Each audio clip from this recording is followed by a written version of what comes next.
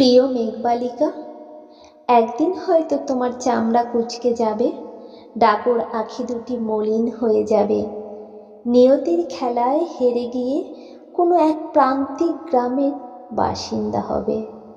মেঘবালক, অতিশয় বিদ্ধ হয়ে গেলেও মনে তোমার নাম বাজবে, তার কলমে তোমার নিয়ে পৃষ্ঠার পর পৃষ্ঠা কবিতা লিখবে, যেন মনে হবে কোনো কবিতাই লেখেনি।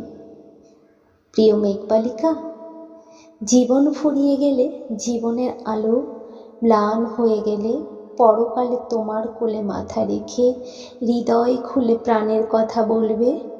শেষ বিকেলের একটু হাঁটাহাঁটি করে সাজের বেলায় রক্তিম সূর্যটাকে ছুবে, নীল পাহাড়ের চূড়ায় দাঁড়িয়ে তোমাকে দেখবে।